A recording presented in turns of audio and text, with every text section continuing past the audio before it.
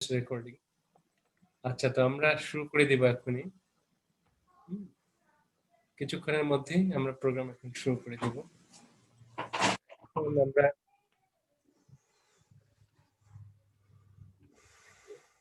আর participant আসবে? হ্যাঁ, আমরা ইতিমধ্যেই এটা রেকর্ড করা শুরু করে দিচ্ছি। আচ্ছা, গুড। তা আমি আমি শুরু করে দেই মিস্টার দেলোয়ার, নাকি? লাইভটা আমি তো অটো নিচ্ছিল না, দেখি আমি একটু। রফিক ভাই, হ্যালো। আপনি একটু কথা বলেন, আমি একটু। হ্যাঁ, তো লাইভ না হলেও অসুবিধা নাই, আমরা হ্যাঁ রেকর্ড তো হচ্ছে। হ্যাঁ তো হ্যাঁ, let's start the meeting. Let's start the meeting. হ্যাঁ, এখানে যুক্ত হয়েছেন, আমি একটু বলে দিচ্ছি কে কে যুক্ত আছেন। আমাদের বিবিএফ গ্লোবাল ইউনাইটেড স্টেট থেকে মিস্টার রফিক খান যুক্ত আছেন। আমাদের অনুষ্ঠানের প্রধান অতিথি মাননীয় মুক্তিযুদ্ধ বিষয়ক মন্ত্রী জনাব এ কে মোজাম্মেল হক এমপি, তিনি যুক্ত হয়েছেন। আমাদের সাথে উপস্থিত আছেন mister Delwar Khan from new York. এখানে মাহেরা আফরোজ উপস্থিত আছেন। শহীদুল হক সুমন ইজিপ্ট থেকে উপস্থিত আছেন। এবং শিল্পী বিশ্বাস, একজন সিঙ্গার, খুবই প্রমিনেন্ট সিঙ্গার, তিনি উপস্থিত আছেন। এবং এটিএন বাংলা থেকে একজন রিপ্রেজেন্টেটিভ, তিনি উপস্থিত আছেন, এবং আরো অনেকে কিছুক্ষণ পরে উপস্থিত হবেন। তো আমি প্রোগ্রাম আমার শুরু করে দিচ্ছি। আজকে যে প্রস্তাব, যে বিষয়টি নিয়ে আজকে আমরা যুক্ত হয়েছি আজকের ওয়েবিনারে, বিষয়টি হচ্ছে লিবারেশন ওয়ার এবং আমাদের যে ইকোনমিক ইমানসিপেশন, অর্থনৈতিক মুক্তি, এবং বাংলাদেশ যে সাম্প্রতিক বছরগুলোতে এগিয়ে চলেছে তার পেছনে যে মুক্তিযুদ্ধ ছিল। আমি বক্তব্যের শুরুতেই প্রথমেই স্মরণ করছি আমাদের হাজার বছরের শ্রেষ্ঠ বাঙালি, যার ইতিহাসের রাখাল রাজা, যার জন্ম না হলে বাংলাদেশ নামক রাষ্ট্রের অভ্যুদয় হতো না, সেই মহান স্থপতি জাতির জনক বঙ্গবন্ধুকে স্মরণ করছি আজকের দিনে। আমি স্মরণ করছি 30 লক্ষ মানুষের আত্মাহুতির বিনিময়ে যে স্বাধীনতা।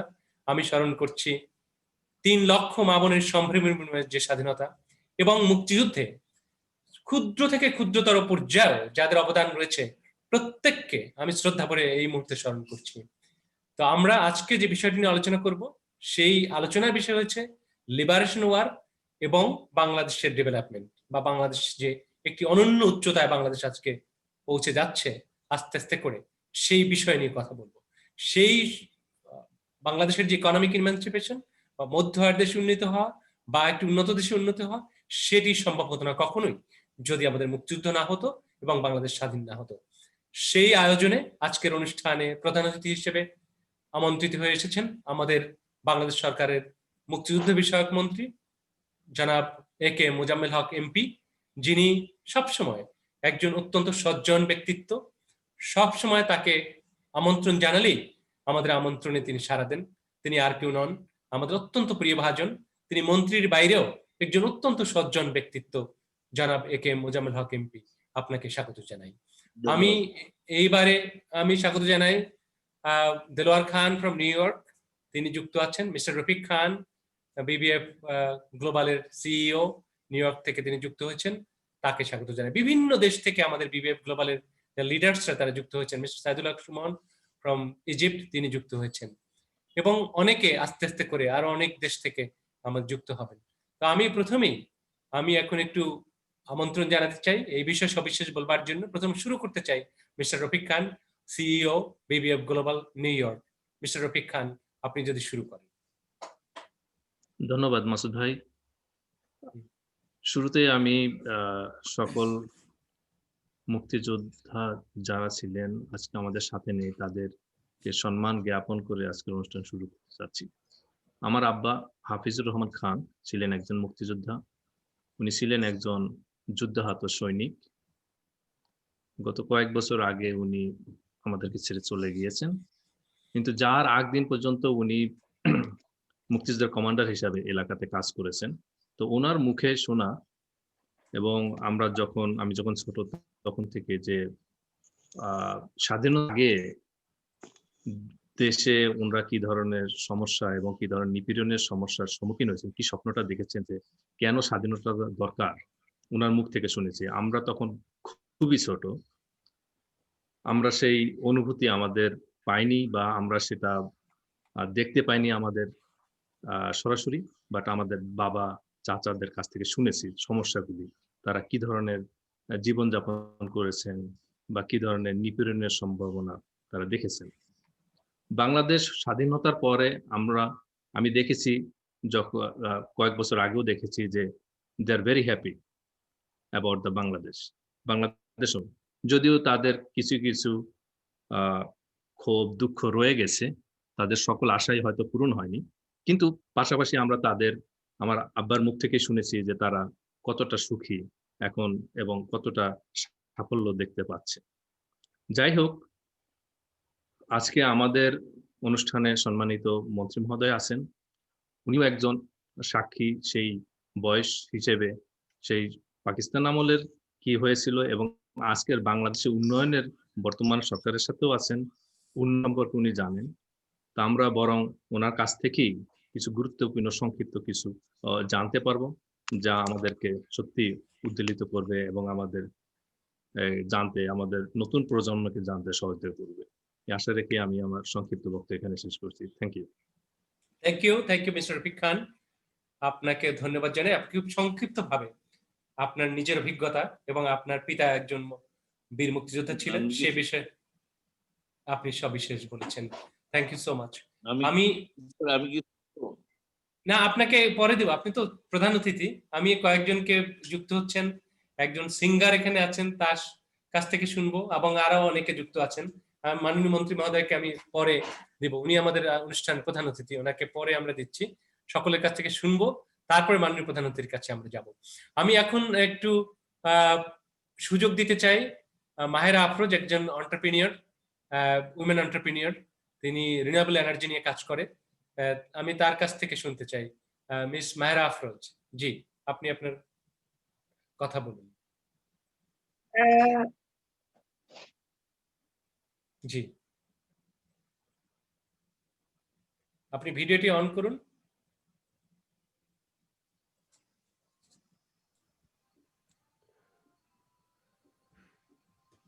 Apu, please unmute yourself and get your video on.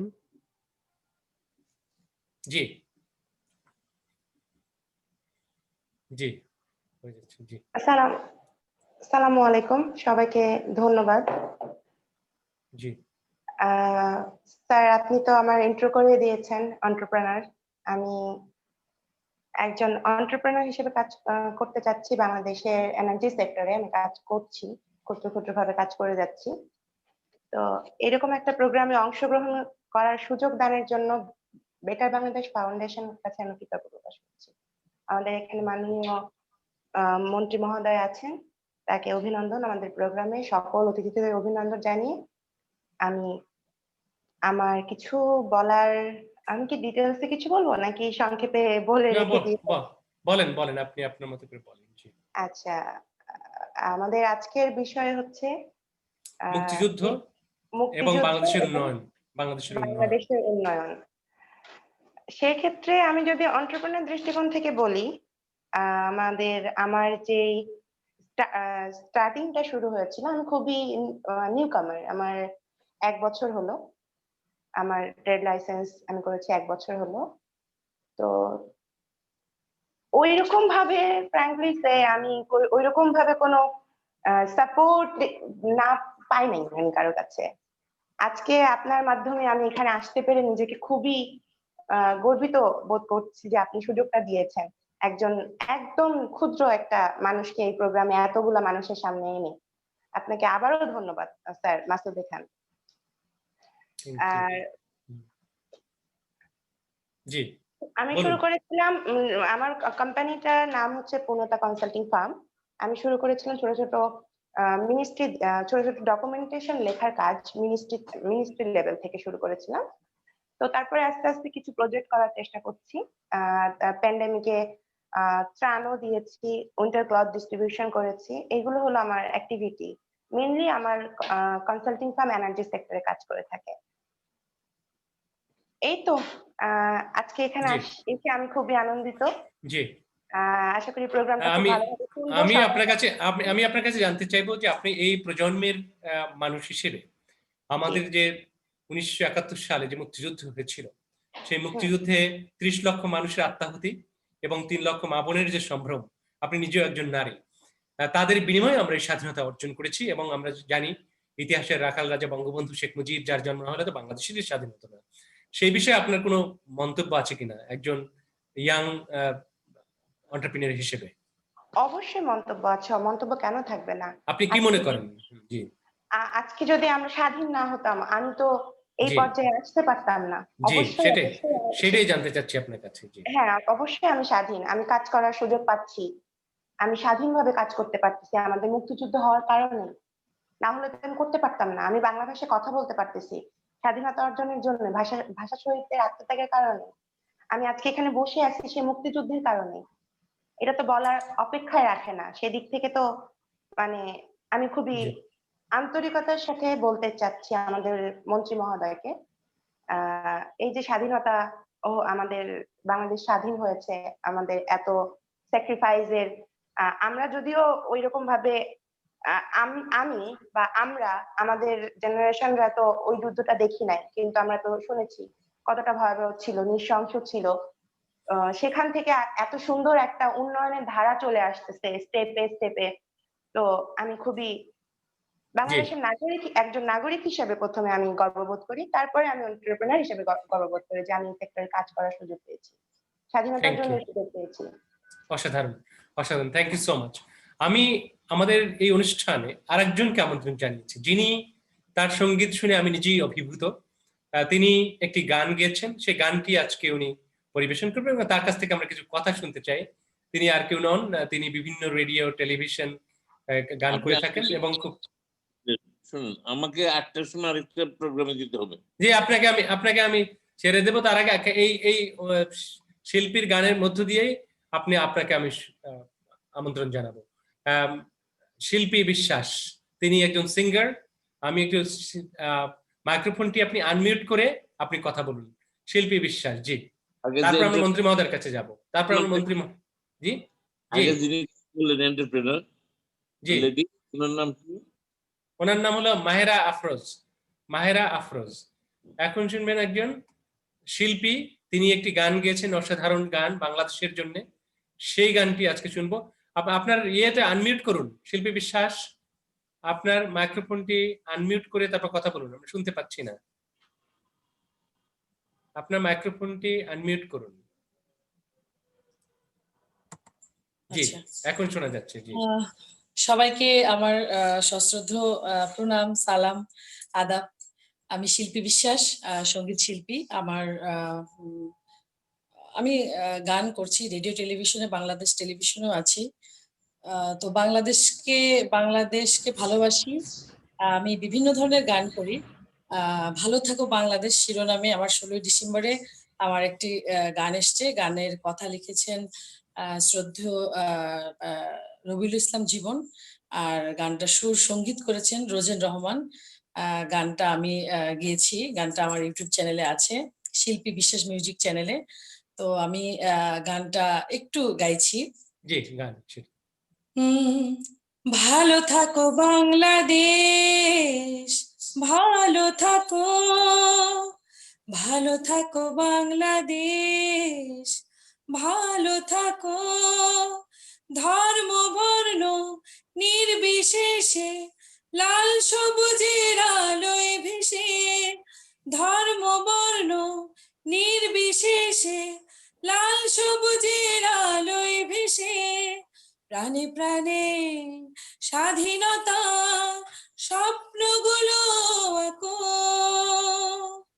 ভালো থাকো বাংলাদেশ, ভালো থাকো। দুরন্ত দুর্বার গতিতে যাও এগিয়ে, সারা পৃথিবীটাকে নতুন করে দাও দেখিয়ে। দুরন্ত দুর্বার গতিতে দাও এগিয়ে, সারা পৃথিবীটাকে নতুন করে দাও দেখিয়ে। উন্নয়নের অগ্রযাত্রায় জোয়ার ধরে রাখো, প্রাণে প্রাণে স্বাধীনতা স্বপ্নগুলো আঁকো। ভালো থাকো বাংলাদেশ, ভালো থাকো। সুবর্ণ সুন্দর আগামী যাও এগিয়ে, সোনায় ঝরা এই মাটি দাও দেখিয়ে। সুবর্ণ সুন্দর আগামী দাও দেখিয়ে, সোনায় ঝরা এই মাটি দাও দড়িয়ে। উন্নয়নের অগ্রযাত্রায় জোয়ার ধরে রাখো, প্রাণে প্রাণে স্বাধীনতা স্বপ্নগুলো আঁকো। ভালো থাকো বাংলাদেশ, ভালো থাকো। সবাইকে আবারও আমার শ্রদ্ধেয় অসাধারণ। প্রণাম সালাম। অসাধারণ, সবাইকে অনেক অনেক অসাধারণ। আপনি একটি অত্যন্ত মনের কাছাকাছি, আমাদেরকে খুব আপ্লুত করেছে, আমাদেরকে ইমোশনাল করেছে। বাংলাদেশ এবং বাংলাদেশের প্রতি যে ভালোবাসা, যে মমত্ববোধ, যে দেশপ্রেম, সেটি পরিপূর্ণভাবে এই গানের মধ্য দিয়ে প্রতিভাত হয়েছে। আপনাকে অনেক ধন্যবাদ জানাই শিল্পী বিশ্বাস, আপনি অসাধারণ একটি গান আপনাকে অনেক করেছেন। ধন্যবাদ ভাই। এবং আজকে একজন অত্যন্ত এমিনেন্ট চিফ গেস্ট এখানে উপস্থিত আছেন, একে মোজাম্মেল হক এমপি। তার নিশ্চয়ই তিনিও এই গানটি উপভোগ করেছেন। তিনি খুব তাড়াতাড়ি তার একটি অনুষ্ঠান রয়েছে, মাননীয় মন্ত্রী তিনি চলে যাবেন। তার আগে আমি খুবই সংক্ষেপে একেবারে 1-2 মিনিটে মিস্টার দেলোয়ার খান, আপনি যদি কিছু বলতে চান 1-2 মিনিটে। Mister Delwar Khan, G. I cannot come to the video right now, so I have Okay, technical okay. problem. So I think I'm gonna hear today. I like to hear from Okay. the chief guest, so I don't want to say anything right now. All right, thank you very much. Mr. Shumon from Egypt. Mr. Shumon, in a single line.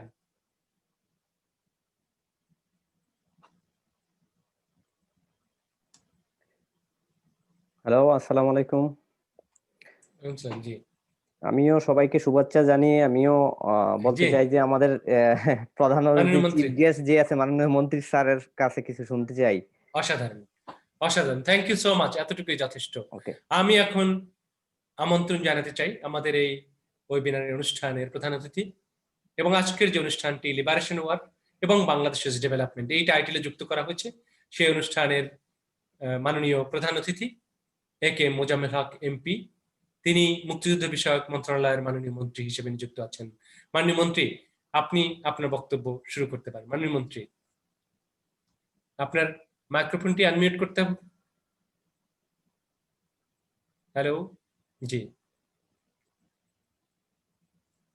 মাননীয় মন্ত্রী, জি জি জি আপনাকে ধন্যবাদ জানাচ্ছি এই আয়োজনের জন্য। যার জন্ম না হলে আমরা এই স্বাধীন বাংলাদেশ পেতাম না। সর্বকালের সর্বশ্রেষ্ঠ বাঙালি মহান নেতা, জাতির পিতা বঙ্গবন্ধু শেখ মুজিবের প্রতি গভীর শ্রদ্ধা। রাষ্ট্রপতি সৈয়দ ইসলাম, প্রধানমন্ত্রী তাজউদ্দিন আহমেদ, ক্যাপ্টেন মনসুর আলী, এইচ.এম. কামরুজ্জামান, 30 লক্ষ শহীদ এবং 2 লক্ষ মা বোন যারা সম্ভ্রম হারিয়েছে।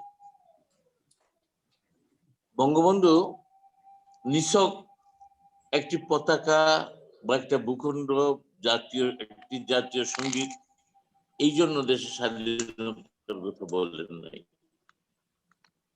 তিনি দেশের স্বাধীনতার কথা বলেছেন প্রধানত রাজনৈতিক স্বাধীনতা এবং অর্থনৈতিক স্বাধীনতা। রাজনৈতিকভাবে স্বাধীন আমরা তো পাকিস্তান আমলেও ছিলাম, স্বাধীন বাংলাদেশ করতে গেলাম। মূলত অর্থনৈতিক মুক্তি, যেটা আপনি বলছেন ইকোনমিক ইমানসিপেশন, এইটাই ছিল অন্যতম প্রধান লক্ষ্য। কারণ ওই সময় আমি 2-1টা বৈষম্যের কথা বলি, যেমন তৎকালীন পূর্ব পাকিস্তানের বৈদেশিক মুদ্রার 80 ভাগ উপার্জন করত সোনালী আঁশ, পাট এবং চা বিক্রি করে।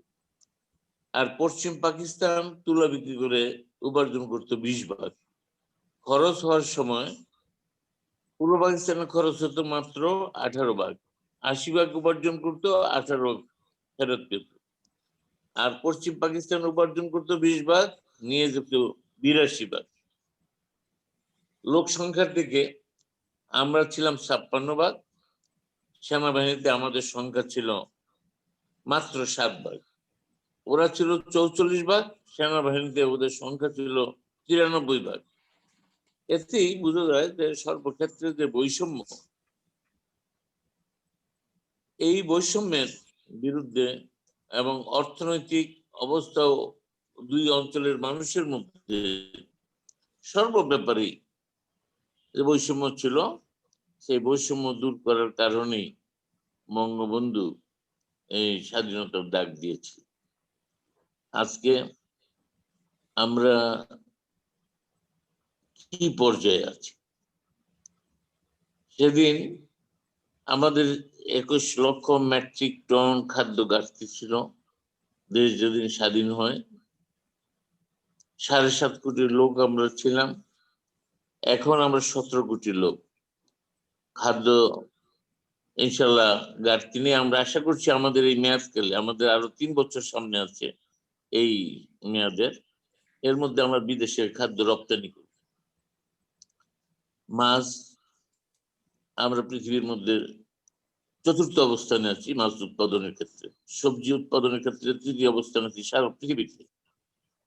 তেমনি ভাবে এখন আমরা এই যে মুরগির মাংস বলেন, গরুর মাংস বলেন, আমাদের যার চাহিদাটা মেটানোর মতো সক্ষমতা এখন এই দেশ অর্জন করেছে।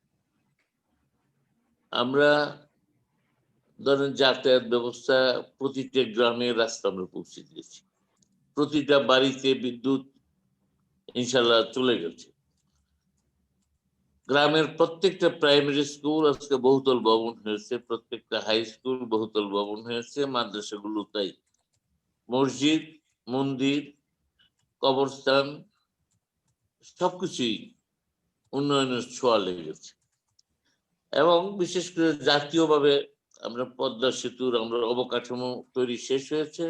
এখন আশা করি আগামী 1 বছরের মধ্যে যান চলাচলের, ট্রেন এবং বাস সবকিছুই একই সাথে চলাচলের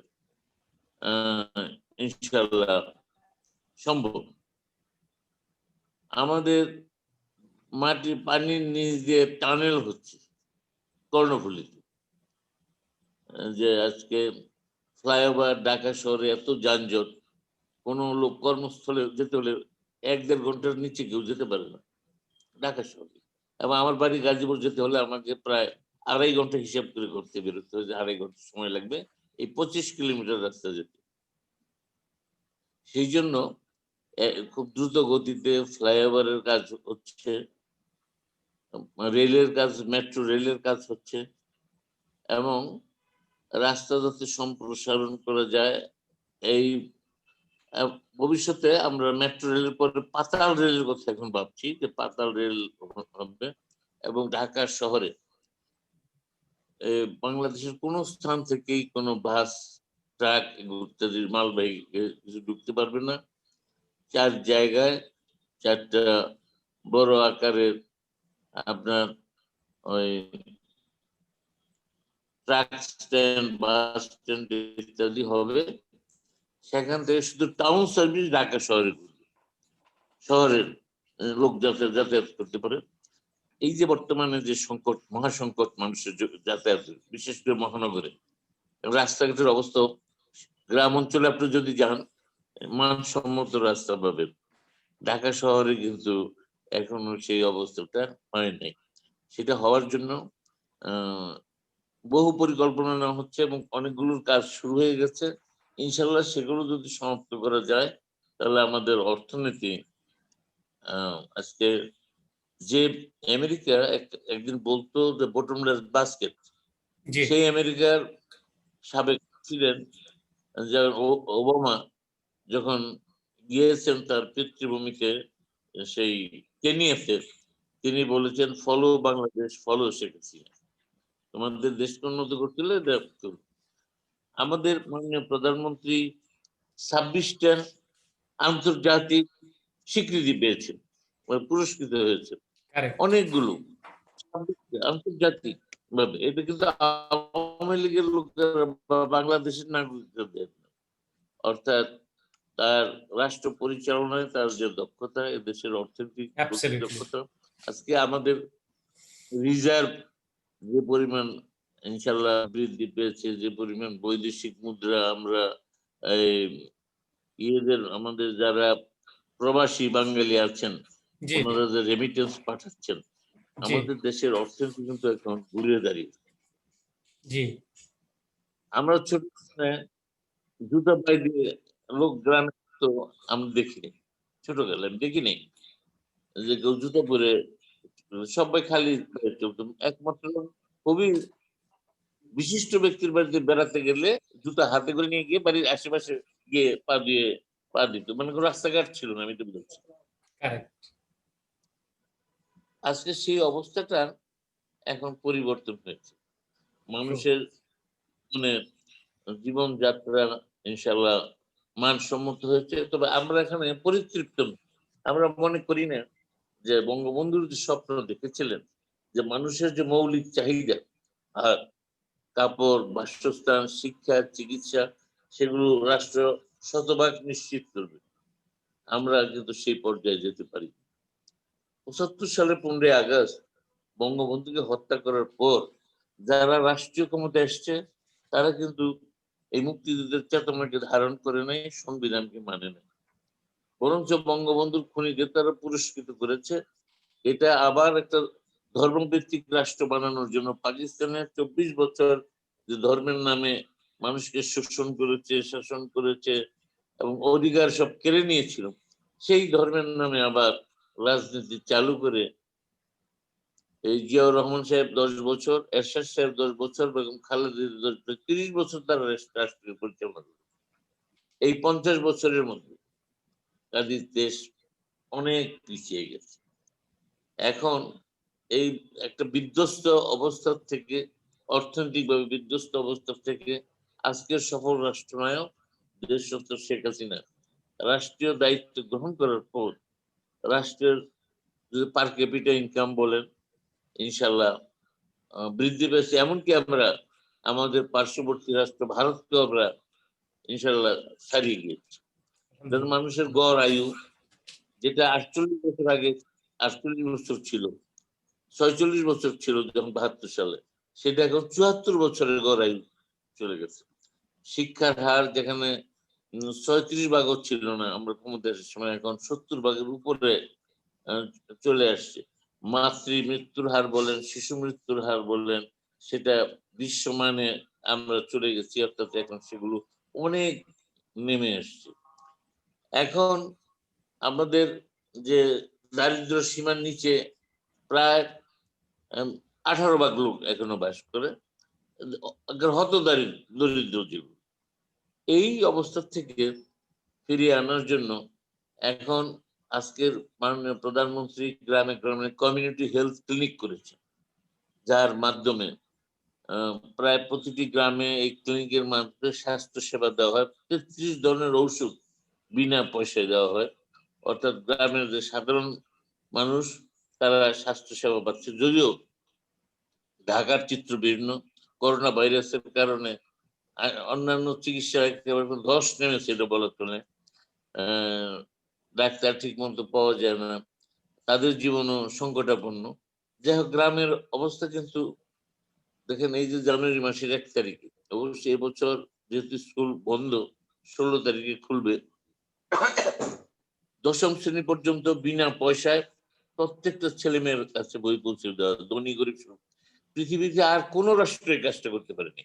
পৃথিবীতে বাংলাদেশই একমাত্র রাষ্ট্র যে 10ম শ্রেণী পর্যন্ত সমস্ত ছেলে মেয়েদের বই পুস্তক, পাঠ্য বই সব 1 তারিখে জানুয়ারি মাসের প্রথম দিন, বছরের প্রথম দিন পৌঁছে দেওয়া হয়। আজকে যে খাদ্য, কোনো মানুষ না খেয়ে মারা যায় না। গ্রামের মানুষকে বাঁচানোর জন্য বিজিএফ এর 30 কেজি করে চাল দেওয়া হচ্ছে, বিজিডি দেওয়া হচ্ছে, বয়স্ক ভাতা, বিধবা ভাতা, প্রতিবন্ধী ভাতা ইত্যাদি দিয়ে মানুষ যেন বিনা চিকিৎসায় না খেয়ে মারা না যায়, তেমনি একটি অবস্থা গ্রাম অঞ্চলে সৃষ্টি করা হয়েছে। তাই আমি মনে করি যে অর্থনৈতিক মুক্তি যেটা মূল লক্ষ্য ছিল, সেই অর্থনৈতিক মুক্তির পথে আমরা খুব দ্রুত গতিতে অত্যন্ত সফলতার সাথে আমরা এগিয়ে যাচ্ছি। আমি আরেকবার এটা রিপিট করছি যে আমরা কিন্তু কাঙ্ক্ষিত লক্ষ্যে পৌঁছাতে যাচ্ছি।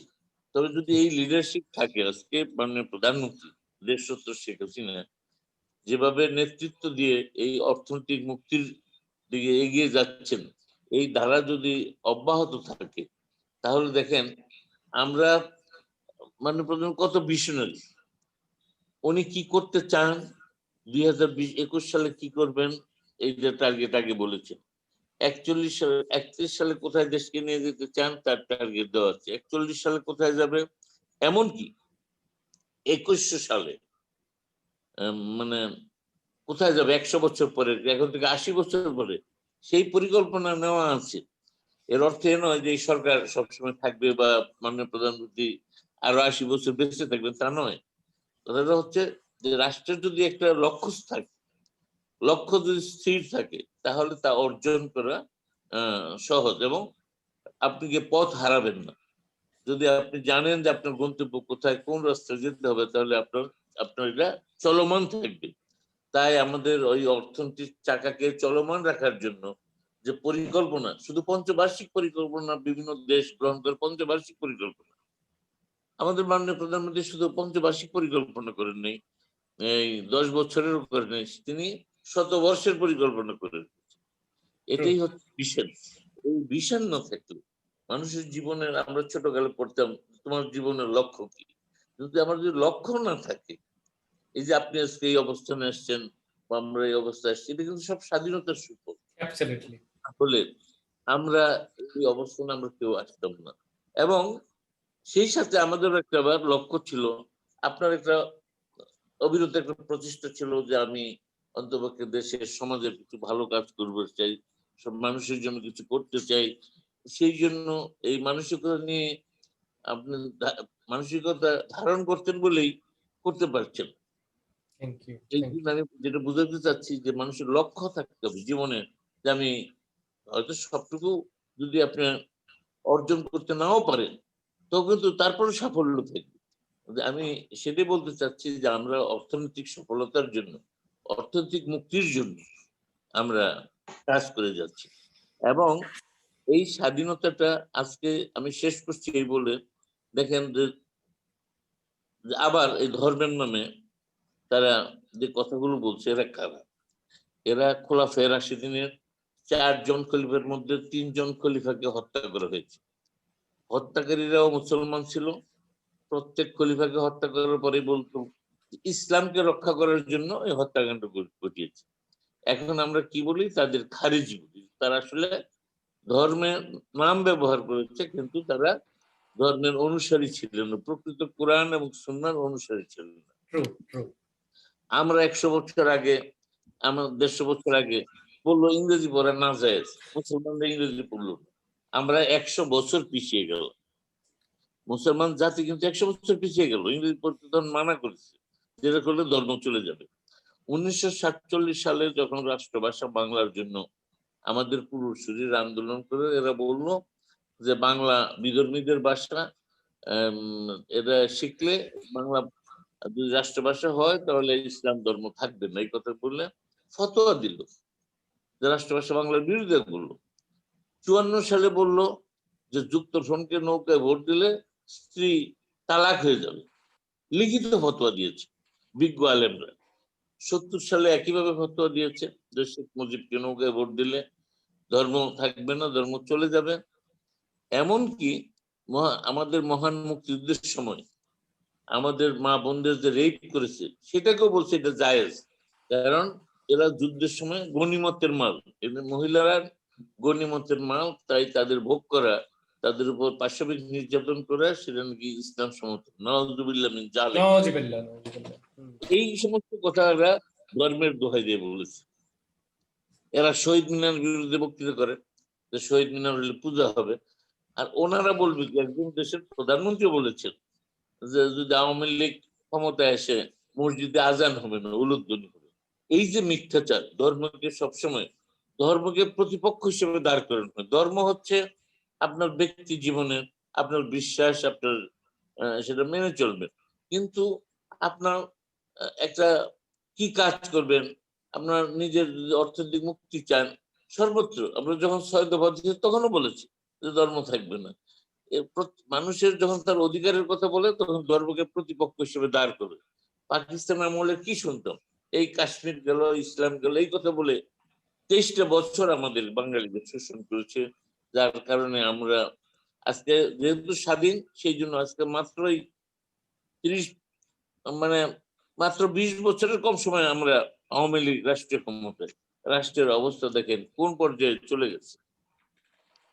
তাই এখন আবার এই দেশকে অকার্যকর করার জন্য এবং স্ট্যাচুর কথা বলে, যে সেটা কিন্তু পাকিস্তানে আছে, আফগানিস্তানে আছে এবং ইরানেও আছে কমিউনি। পাকিস্তানের কায়েদ মোহাম্মদ আলী জিন্নাহ সাহেবের আছে, বেনজির ভুট্টো, 3টা ইসলামিক রাষ্ট্রটি আছে। আর মুসলিম অধ্যুষিত 19টা রাষ্ট্রের মধ্যে 18টি রাষ্ট্রেই এই স্ট্যাচুতে ভরা, মানে ভাস্কর্যের ভরা। আপনার তুরস্ক বলেন, ইরাক বলেন, মানে ইন্দোনেশিয়া বলেন, মালয়েশিয়া বলেন, এই সমস্ত মুসলিম অধ্যুষিত দেশে আপনার হাজারে হাজারে ভাস্কর্য আছে। এগুলো বলতেছে একটি মাত্র কারণে, এই দেশ যাতে একটা অকার্যকর দেশ হয়, একটা ব্যর্থ রাষ্ট্র হয়, অর্থনীতির চাকা যেন বন্ধ হয়ে যায়। কারণ ওরা বলেছিল মুক্তিযুদ্ধের সময় যে দেশ শেষ মুহূর্তে এসে বলল দেশ স্বাধীন হলো, এই দেশ যাতে একটা অকার্যকর হয়, মানে মেধা শূন্য হয়, সেজন্য বুদ্ধিজীবীদেরও হত্যা করলো 2 দিন আগে। কাজে ওরা চায় না যে এই দেশ নিজের পায়ে দাঁড়াক। সেই জন্যই আজকে আমি বলতে চাই যে আমরা 70-এ যেমনি ভাবে বঙ্গবন্ধুর নেতৃত্বে ঐক্যবদ্ধ হয়ে আমাদের দেশের স্বাধীনতা আমরা এনেছি, আজকে তার রক্তের উত্তরাধিকার, আদর্শের উত্তরাধিকার, সফল রাষ্ট্রনায়ক দেশরত্ন শেখ হাসিনার নেতৃত্বে আমরা ঐক্যবদ্ধ হয়ে দেশের অর্থনৈতিক মুক্তি আমরা আনবো। এটাই হোক আমাদের প্রত্যয়, এটাই হোক আমাদের অঙ্গীকার। আজকে এই আলোচনায় আমি এই কথাই বলছি। আমার আরেকটি সভা থাকায় দুঃখিত, এবং আপনি আমাকে 7টায় দিয়েছিলেন। থ্যাংক ইউ সো মাচ মাননীয় মন্ত্রী। দেশ সম্বন্ধে আরো অনেক কথা বলবেন, অনেক তথ্যবহুল আলোচনা হবে। আমি সকলের কাছে ক্ষমা চেয়ে বিদায় নিচ্ছি। মাননীয় মন্ত্রী, জয় Bangabandhu, Sheikh Hasina. Thank you so much মাননীয় মন্ত্রী। আপনাকে শুধুমাত্র ধন্যবাদ দিয়ে ছোট করবো না, কারণ আপনার যে লেভেল অফ কমিটমেন্ট, এটি আমরা সবসময় আমরা দেখছি, এবং আপনাকে সবসময় বিবিএফ এর পক্ষ থেকে, বিবিএফ গ্লোবালের পক্ষ থেকে আপনাকে শ্রদ্ধা জানাই, আপনাকে আমরা কৃতজ্ঞতা জানাই, এবং শুধু বলি যে আপনার সানুগ্রহ আমরা সহযোগিতা পেলে আমাদের এই বিবিএফ এর যে কার্যক্রম সারা বিশ্বব্যাপী, বিশেষ করে বাংলাদেশের ইমেজ বৃদ্ধিতে যে কাজ করছি, এবং আপনি বলেছেন যে স্বাধীনতার মূল বিষয় কি ছিল, ইকোনমিক ইমেন্সিপেশন বা অর্থনৈতিক মুক্তি ছিল মূল উদ্দেশ্য, অর্থাৎ সোনার বাংলা করতে হবে, সেটি আমাদের জাতির জনক, সেটা মাথায় ছিল বলেই বাংলাদেশ স্বাধীন হয়েছিল। এবং আপনি নিজে আপনার আলোচনায় সেটিও বলেছেন যে আমরা আগেও স্বাধীন ছিলাম, কিন্তু আমাদের ইকোনমিক স্বাধীনতা ছিল না। ইকোনমিক যে ইন্ডিপেন্ডেন্স, এটা খুবই ইম্পর্টেন্ট। এবং আমরা আজকে একটি স্বনির্ভর, একটি বিশ্বের, আমি বলবো যে সারা বিশ্বে বাংলাদেশ কিন্তু একটি অত্যন্ত বিস্ময়ের নাম, বাংলাদেশ কিন্তু একটি অত্যন্ত গৌরবের নাম হিসেবে সারা বিশ্বে এখন পরিচিত হতে চলেছে। এবং সেটি শুধুমাত্র একজন বড় নেতা, একজন ভিশনারি নেতা না থাকলে সেটি সম্ভব হতো না। তিনি আমাদের বাংলাদেশের মাননীয় প্রধানমন্ত্রী শেখ হাসিনা, যিনি জাতির জনকের সুযোগ্য কন্যা, তার জন্যই কিন্তু বাংলাদেশ এগিয়ে যাচ্ছে। আমি বলবো অবশ্যই 18 কোটি মানুষের প্রয়াস রয়েছে, তাদের প্রচেষ্টা রয়েছে, ঐকান্তিক প্রচেষ্টা রয়েছে, সেটি তো বটেই, কিন্তু যদি এই লিডারশিপ না থাকতো, স্ট্রং লিডারশিপ না থাকতো, ভিশন না থাকতো, তাহলে পদ্মা সেতুর মতো একটি প্রায় অসম্ভব কাজ আজকে সম্ভব হতো না। আমরা সবাই অনেকেই ভেবেছিলেন মাননীয় প্রধানমন্ত্রী পারবেন তো, আমরা কিন্তু কনফিডেন্ট ছিলাম না, পারবেন তো, আমরা কিন্তু ভাবছি এটা কিভাবে সম্ভব। আমরা সবাই বিশ্বে হতবাক হয়ে গেছি, আজকে সেটি বাস্তবে রূপান্তরিত হচ্ছে। অতএব ওয়ার্ল্ড ব্যাংক যখন তাদের মুখ ফিরিয়ে নিল, মাননীয় প্রধানমন্ত্রী বললেন আমরা পারবো, আমরা নিজেদের অর্থে পারবো, কারো উপর মুখাপেক্ষী হতে হবে। This is called leadership.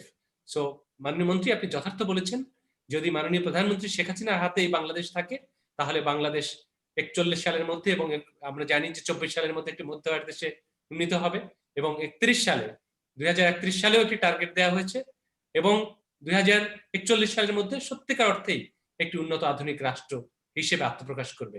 সেটি একমাত্র নির্ভর করে ভিশনারি লিডারশিপ। আপনাকে ধন্যবাদ, কৃতজ্ঞতা, ভালোবাসা, শ্রদ্ধা জানাই। এখানে যারা উপস্থিত হয়েছেন প্রত্যেকে কিন্তু আপনার জন্য উপস্থিত হয়েছেন। বিষয়টির মন্ডলীর প্রতি অনেক অনেক ধন্যবাদ এবং বিজয় মাসের শুভেচ্ছা। Thank you so much, thank you so much মাননীয় মন্ত্রী, থ্যাংক ইউ সো মাচ। জি, এখন এখানে আমাদের আরেকজন আছে, আমাদের আরিফুল ইসলাম, যিনি বস্টন ইউএসএ থেকে এখন আমাদের সাথে যুক্ত হয়েছে। আরিফুল ইসলাম, আমি সবসময় জানি যে সে সবসময় বিবিএফ কে বুকে ধারণ করেন এবং মুখেও ধারণ করেন, কারণ এখন আমরা তার মুখের কথা শুনবো। Ariful Islam, coordinator BBF global USA, Boston থেকে সে যুক্ত হয়েছে। আরিফুল ইসলাম, জি, এখন আরিফুল ইসলামের কাছ থেকে শুনতে চাই। এটা আসলে আসসালামু আলাইকুম সবাইকে। আসলে খুবই আমি বক্তব্যটা শুনছিলাম আমাদের মাননীয় মন্ত্রী, এবং আপনার মাসুদ ভাই, আপনার কথা শুনছিলাম। আপনি বরাবরের মতোই, আগে আমার বাবা যেমন একজন মুক্তিযোদ্ধা ছিলেন, এবং এখনকার আপনার মতো মানুষরা যারা আমরা কাজ করছি দেশে এবং দেশের বাইরে, এমনকি এই ফ্রেমের ভিতরে যারা আছে, তারা নিশ্চয়ই নাকি মুক্তিযুদ্ধটাকে অন্যরকম আরেকটা যুদ্ধ করে বাংলাদেশকে আরেক ধাপে এগিয়ে নিয়ে যাওয়ার চেষ্টা করছে। This is so beautiful. আসলে আমরা চাই যে নট অনলি অ্যাজ এ মুক্তিযুদ্ধ সন্তানরা, বাংলাদেশের প্রত্যেকটা মানুষ যে যেখানে আছে এবং কি দেশের বাইরে যারা আছে, আমরা প্রত্যেকে চাই যে বাংলাদেশ সেই মুক্তিযুদ্ধ চেতনাকে বুকে ধারণ করে সামনে এগিয়ে যাক, এবং আমরা যেন প্রতিনিয়ত কিছু না কিছু করতে পারি যেটা নাকি আমাদের দেশের পতাকাকে আরেক ধাপ এগিয়ে নিয়ে যেতে পারে। ধন্যবাদ। অসাধারণ। এখন আমরা এখানে একজন শিল্পী কিন্তু উপস্থিত আছেন, তার নামও শিল্পী বিশ্বাস। তার যে গানটা গেয়েছে নিশ্চয়ই আমরা উপভোগ করেছি সবাই। আমি আমাদের Rafiq Khan, CEO BBF global, তার গান এবং তার গানটা আপনার কেমন লেগেছে সেই বিষয়ে যদি একটু বলেন। বিশেষ করে আমরা এই গানটাকে আমাদের বিবিএফ এর যে হিসেবে আমরা এটাকে নিতে চাই। জি, mister Rafiq Khan. No, it was really nice, এবং সত্যি সুন্দর গেয়েছেন উনি, এবং আমরা ডেফিনেটলি এটাকে আমরা আমাদের বিবিএফ এর জন্য নির্বাচিত করব। ধন্যবাদ। নির্বাচিত করব। জি, আমার একটা প্রস্তাব আছে মাসুদ ভাই। জি, বলেন। আমার প্রস্তাব হচ্ছে শিল্পী আপুকে দিয়ে যদি আমাদের একটা থিম সং ক্রিয়েট করা যায়। ওয়ান্ডারফুল বিবিএফ এর জন্য। That is wonderful. জি, এখন একটু শিল্পী বিশ্বাসের কাছ থেকে, আমাদের বিবিএফ গ্লোবালের coordinator mister Delwar Khan, very dynamic, very intelligent, very visionary. তিনি কিন্তু এটাকে একটা থিম সং হিসেবে আপনার কাছ থেকে জানতে চাইছেন। শিল্পী বিশ্বাস, আপনার কাছ থেকে আরো দুই একটা গান শুনবো। এটা আমার জন্য খুব খুশির খবর। আমি এত গুছিয়ে কথা বলতে পারি না। আমি গানের মানুষ, আমি গানেই জবাবটা দিব আপনাদেরকে। গান অবশ্যই দিব আমি। আরেকটা গান আপনার কাছ থেকে আমরা শুনতে চাই, আরেকটা দেশের গান আপনার কাছ থেকে শুনতে চাই। আরেকটা দেশের গান, জি, 2-3 লাইন হলেই হবে, যদি আপনার সব লাইনগুলো মনেও না থাকে। আমারই নিজের দেশের গান আছে, আমার আরেকটা গান আছে। বলেন। সবুজের বুকে ওই লাল সূর্যের ছবিটা উড়ে, মাঠ ঘাট ভেসে যায় জাতীয় সঙ্গীতের মায়াবী সুরে। সবুজের বুকে ওই লাল সূর্যের ছবিটা উড়ে, মাঠ ঘাটে এসো সেই সুরে সুরে গাই সকল বাংলা ভাষাভাষী। আমার সোনার বাংলা, আমি তোমায় ভালোবাসি। এসো সেই সুরে সুরে গাই সকল বাংলা ভাষাভাষী। আমার সোনার বাংলা, আমি তোমায় ভালোবাসি। সবুজের বুকে ওই লাল সূর্যের ছবিটা উড়ে, মাঠ ঘাট ভেসে যায় জাতীয় সঙ্গীতের মায়াবী সুরে, এসো সেই সুরে সুরে গাই সকল বাংলা ভাষাভাষী, আমার সোনার বাংলা আমি তোমায় ভালোবাসি। এটা আমার নিজের ওয়াও গান। Wow wow, mind blowing, Excellent, mind Wonderful, blowing, wonderful. Mind Excellent. Blowing. হ্যাঁ, আপনাকে পেয়ে আমাদের দেলোয়ার খান কিন্তু বলেছেন যে আমাদের বিবিএফ এর জন্য একটা থিম সং আপনার, অবশ্যই করবো। আপনাকে এটা আমি করে দিতে হবে। অবশ্যই আমি কথা দিচ্ছি হ্যাঁ, মাসুদ ভাই, আমি হ্যাঁ। মানে আপনাকে চিনি, আজকে ওনাদেরকেও চিনলাম, আমি অবশ্যই গাইবো। এবং Thank এখানে you, কিন্তু thank you. আপনি আপনি জেনে খুশি হবেন বিবিএফ গ্লোবালের সব লিডার্সরা পৃথিবীর বিভিন্ন দেশ থেকে যুক্ত আছেন। এটি কিন্তু অত্যন্ত ইম্পর্টেন্ট একটি প্ল্যাটফর্ম, আপনি জানেন। এটা লিখবে কে মাসুদ ভাই, এটা লিখবে কে? লেখার জন্য আমরা একজন লোক না হয় গীতিকার, একজনকে লিরিসিস্ট খুঁজে বের করব, কোনো সমস্যা আচ্ছা, নেই। কিন্তু উম, আপনি এটা গেয়ে দিতে হবে আপনার আচ্ছা, গলায়, যে আমি গাইবো, আপনার আমি দৃশ্যটা অবশ্যই দেখে। গাইবো। এখানে কিন্তু আমরা- প্রত্যেককে যারা এখানে যুক্ত হয়েছেন তারা বিভিন্ন দেশ থেকে যুক্ত হয়েছেন। তারা আপনার গানটা শুনে বাংলাদেশের প্রতি যে ভালোবাসা সেটি আরো উতলে উঠেছে। কারণ হলো আমরা যখন বিদেশে থাকি, বিদেশে বৈভবে থাকি, তখন বাংলাদেশের প্রতি যে ভালোবাসা, যে মমত্ববোধ, সেটা মর্মে মর্মে অনুভব করি। এবং সেই অনুভব থেকে আমি বলছি যে বিভিন্ন ডেস্টিনেশন থেকে এখানে যারা যুক্ত হয়েছেন তারা আপনার গানটা শুনে আবেগ আপ্লুত হয়ে গেছেন। আমার বন্ধুবর এখানে রফিক খান, তিনি ইউএসএ থেকে, তিনি ওখানে অত্যন্ত প্রতিষ্ঠিত একজন ব্যবসায়ী। সেখানে আমি মার্চ মাসে আমি আমেরিকায় ছিলাম, সেখানে আমি গিয়ে দেখেছি এবং তিনিও আপনার গানটা শুনে আমি লক্ষ্য করছিলাম আপ্লুত হয়ে গেছেন। দেলোয়ার খান, তিনিও ওখানে প্রতিষ্ঠিত একজন। আরিফুল ইসলাম, সে একজন মিডিয়া ব্যক্তিত্ব, এখান থেকে শুনছেন।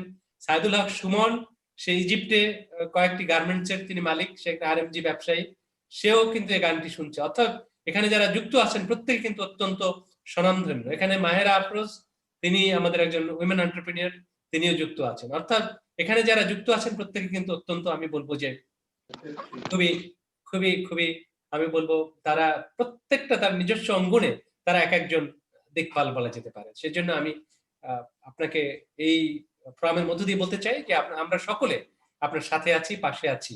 আপনি এগিয়ে যান। বিশেষ করে আপনি যে গান দুটো আমাদেরকে গেয়ে শুনিয়েছেন, এই ভালোবাসা, দেশের প্রতি যে ভালোবাসা, যাকে বলে patriotism, the extreme level of patriotism উদ্ভাসিত হয়েছে আপনার গানের মধ্য দিয়ে, আপনার গলার মধ্য দিয়ে। আমি সেজন্য আমি আমরা, আমি আমি সত্যি আজকে আপনার লাইভে এসে আমি খুব ধন্য হয়ে গেলাম। এত বড় বড় মানুষের সাথে আমি আজকে সামনে কথা বলতে পারছি বা গান করতে পারছি মাসুদ ভাই, সেটা আপনাকে আমি অসংখ্য ধন্যবাদ, প্রণাম জানাই। আর আমার একটা চ্যানেল আছে, শিল্পী বিশ্বাস মিউজিক, সেই চ্যানেলে গেলে এই গানগুলো পাওয়া যাবে। আমি অসাধারণ। মানে নিশ্চয়ই আপনার আপনার যে চ্যানেল শিল্পী বিশ্বাস, ইউটিউবে সবাই শুনবে, এখানে যারা যুক্ত আছে আপনাকে প্রমোটও করবে। কিন্তু আপনি কিন্তু আমাদের বিবিএফ এর সাথে থাকবেন এবং বিবিএফ এর একজন গুডউইল অ্যাম্বাসেডর হিসেবে। আমি অবশ্যই থাকবো, আমি থাকতে চাই। এখন আমাদের সিও সাহেব আছে, উনি ওনার কাছ থেকে শুনি কিভাবে উনি রাখবেন। মিস্টার রফিক খান। হ্যাঁ, জি মাসুদ ভাই, না আমাদের অনেক কর্মসূচি আছে যেগুলি মাসুদ ভাই আপনি ভালো বলতে পারবেন আমার চেয়ে। এবং যেহেতু প্রোগ্রামটা বাংলাদেশ থেকে পরিচালনা হয়, এখান থেকে আমি শুধু সাপোর্ট করি। আমার সাথে আরিফ আছেন, তারপরে দেলোয়ার খান আছেন, যিনি মোস্ট অফ দ্য আমাদের ন্যাশনাল প্রোগ্রামগুলি দেলোয়ার খান হোস্ট করেন। এবং মাসুদ খান, উনি আমাদের চেয়ারম্যান, উনি বাংলাদেশ থেকে, যেহেতু বিবিএফ বাংলাদেশ বেসড একটি নন প্রফিট অর্গানাইজেশন, আমাদের বিভিন্ন ধরনের অ্যাক্টিভিটিস আছে। তো এবছর মেইনলি প্যান্ডামিকের কারণে আমাদের কোনো তেমন ফিজিক্যাল অ্যাক্টিভিটিস হচ্ছে না, যেমন বিভিন্ন ইভেন্ট বা এগুলো আমরা mostly we are doing webinar and internet base. So ইনশাল্লাহ ওই প্রোগ্রামগুলি যখন প্যান্ডামিক ইনশাল্লাহ sooner or later gonna be over, আমরা অনেক ধরনের প্রোগ্রাম করব এবং আপনাদের সহযোগিতা সেক্ষেত্রে দরকার হবে। আপনাদের সহযোগিতা নিয়ে সেক্ষেত্রে আমাদের মিডিয়া পার্সোনালিটি আরিফ আছে, আরিফ যোগাযোগ করবে এবং আমরা খুব সুন্দর করে প্রোগ্রাম করব। দেশে বিদেশে বিভিন্ন দেশে সুমন ভাই আছেন ইজিপ্টে, উনি আমাদের একজন, উনি কিন্তু ইজিপ্টে আমাদেরকে আমন্ত্রণ জানাতে চাচ্ছে রফিক ভাই। আমাদের মিস্টার সুমন ইজিপ্টে আমন্ত্রণ, তার কাছ থেকে শুনবো আপনার বক্তব্য পরে। জি জি জি, তো সেটাই আর কি। So will invite everyone, even New York as well, New York, Las Vegas and US in different destination. So this is all in plan. Thank you mister Rafiq Khan. তিনি আমাদেরকে সারা পৃথিবীর রাজধানী নিউ ইয়র্কে তিনি আমন্ত্রণ জানিয়েছেন আমাদের সকলকে। আমরা নিশ্চয়ই সেখানে যাব, মিলিত হব সকলে মিলে। এখন Egypt is called land of pyramids.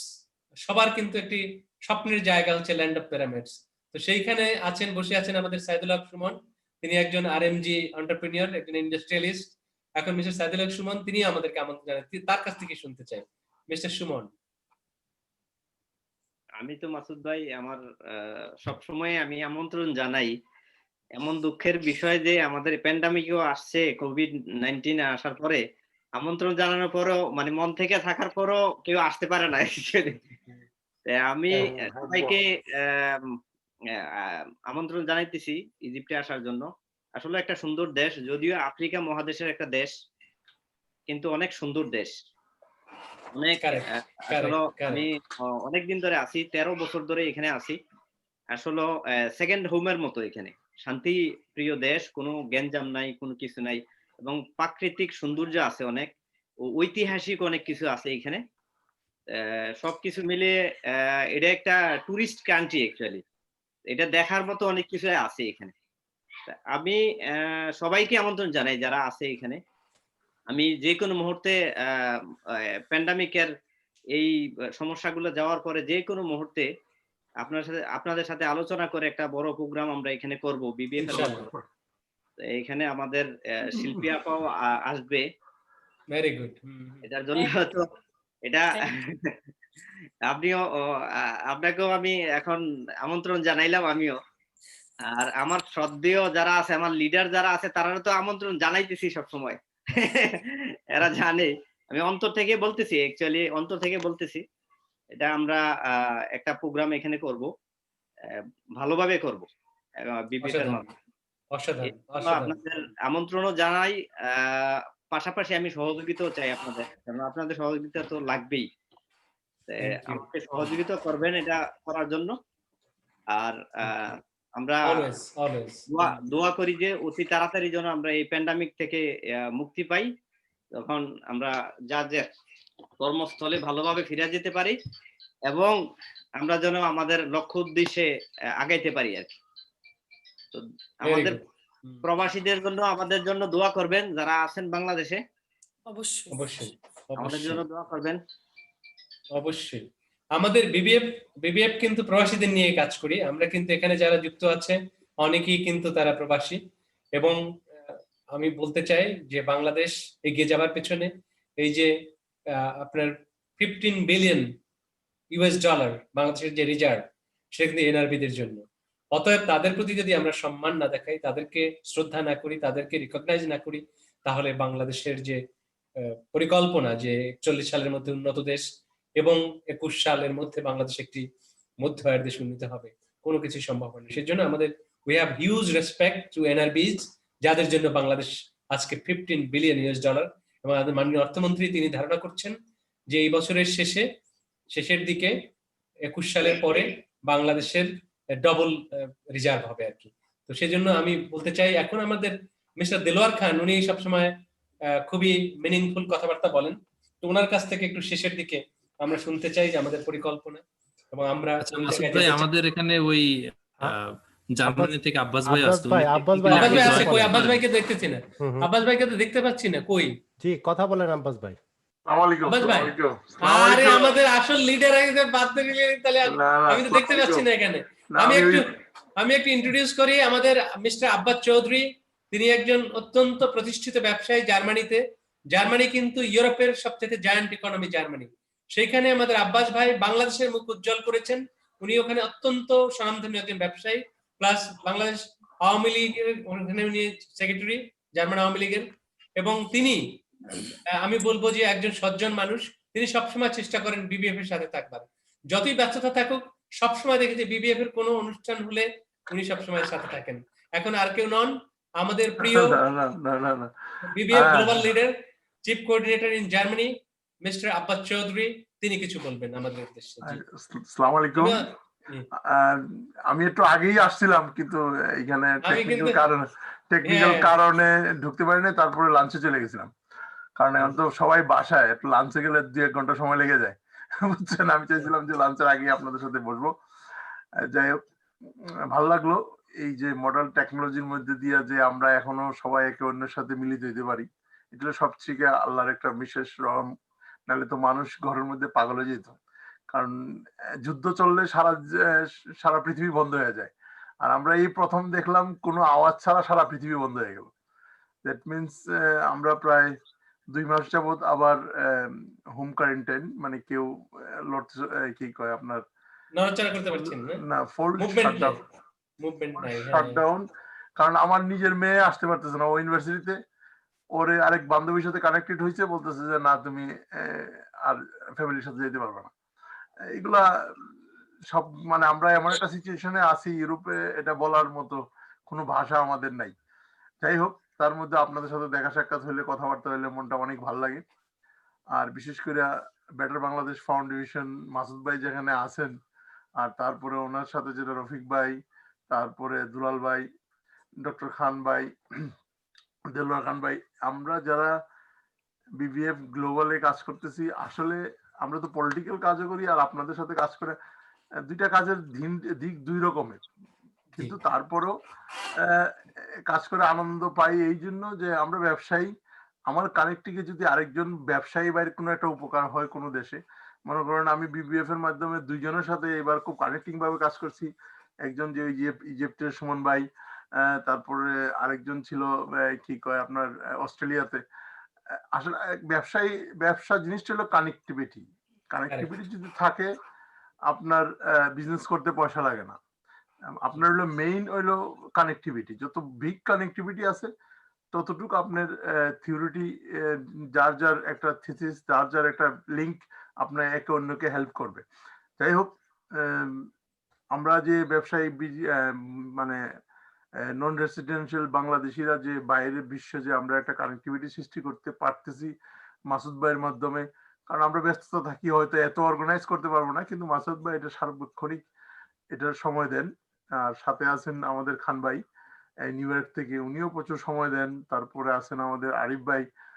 আসলে এটাই মেইন, যে কিছু যে এই মুহূর্তে হতে হবে, ইট ইজ নট ফ্যাক্টর, মানে হয়তো দেখবেন কোনো এক সময় হয়ে যাবে, বুঝছেন, কোনো এক সময় দেখবেন ভালো কিছু হয়ে যাবে। আমাদের একটা বিজনেস কমিউনিটি ফর্ম যেটা মনে করেন এটা অত্যন্ত দরকার ছিল। আমরা আরো বিশ্বের বিভিন্ন দেশের আমাদের যারা ব্যবসায়িক বন্ধু বান্ধব আছে তাদেরকেও আমরা এটার মধ্যে কানেক্ট করি, দলমত নির্বিশেষে। ভাই যে বললো যে কি কয় মাসুদ ভাই, যে উনি আমি এখানে পলিটিক্স করি বিধায় আমি জার্মান আওয়ামী লীগের সেক্রেটারি, আমি বলবো না যে এখানে আমার অন্য একটা দলের বাঙালি ভাইরা কেন আসলো। সবাইকে নিয়ে আসেন, কারণ সবাইকে নিয়ে আসেন। এটা হলো কি আমাদের বাংলাদেশের জন্য। আমরা দলকানার লোক হিসাবে কাজ করব না, যে আজকে আওয়ামী লীগ গভর্নমেন্ট আছে এই জন্য আমরা সার্বক্ষণিক শুধু আওয়ামী লীগ বলে ফালাফালি করবো। আমাদেরকে বিএনপিও দরকার, আমাদেরকে জাসদও দরকার, আমাদের বাসা, কারণ আমরা দেশের ইকোনমিক্স এর সাথে কাজ করব, আমরা দেশের অর্থনীতির সাথে কাজ করব, এটা হলো আমাদের মেইন ফোকাস। আর পলিটিশিয়ান হিসাবে আমরা দেশ উন্নয়নের স্বার্থে কাজ করবো, তার দেশের সংস্কৃতি সবকিছু মিলে। কিন্তু বিবিএফ বাংলাদেশ বেটার ফাউন্ডেশনের কাজের ধারাটা কিন্তু আলাদা। এই জন্য মাসুদ ভাই এটা আপনি অনেক অ্যাডভান্স করে নিয়ে আসছেন, আমরা তো একটু সময় কম দেই, কিন্তু তারপরও আপনার এই উদ্যোগগুলো ভালো।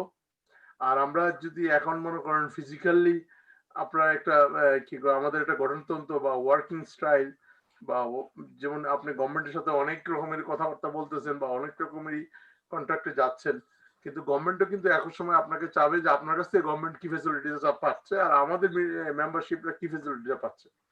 এই সব দিকে এখন আমাদের এখন সবার কাছে সময় আছে, এই জন্য আমরা মনে করেন এই ভাইরাল প্রোগ্রামে এসে অনেক কথাই বলতে পারি। এটা আমাদের জন্য ভালো হয়েছে, কারণ আমরা একে অন্যের সাথে ফিজিক্যালি না কিন্তু মেন্টালি আমরা আমরা সবাই বন্ধু হয়ে গেছি। আসলে তাই, ফিজিক্যালি জিনিসটা আরো কাছে নিয়ে আসে, কিন্তু মেন্টালি কিন্তু আমরা একে অন্যকে চিনি, একে অন্যের সাথে কথা বলি, একজনের সাথে আরেকজনের সম্পর্ক হয়ে গেছে। তো যাই হোক, আমার মনে হয় ফিজিক্যালি হলে জিনিসটা আরো স্ট্রং হবে।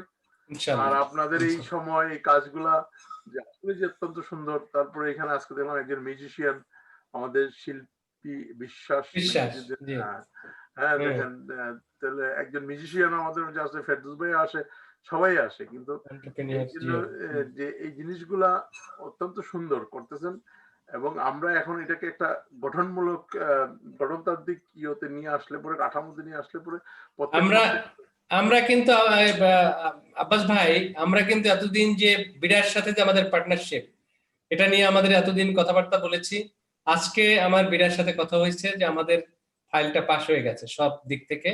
ইনশাল্লাহ আমরা হয়তো সাইনিং এ কিছুদিনের মধ্যে চলে যাব, 2-4 দিনের মধ্যে। তো ইনশাল্লাহ এটা আমাদের অর্জন। এই যে আপনি বললেন, আমাদের অর্জন কিন্তু এটা যে এতদিন আমরা কথা বলেছি, সবাই একসাথে কাজ করার যে মনোবাসনা করেছি, সরকার কিন্তু এটা এক ধরনের স্বীকৃতি আমাদেরকে দিয়েছে। তো সেই জন্য আমরা মনে করি আমরা একসাথে মিলে অনেক দূরে এগিয়ে যাব। আব্বাস ভাই, আপনি সবসময়, আমি দেখেছি যে সবসময় বিবিএফ এর কোন অনুষ্ঠান হলেই আপনি অত্যন্ত আন্তরিকতার সাথে সেখানে অংশগ্রহণ করেন। না না, জিনিসটা মাসুদ ভাই, এটার মধ্যে একটা কারণ আছে, এটা ঠিক কারণ আছে এই জন্য যে পলিটিক্স আমরা একটা প্ল্যাটফর্মে করি।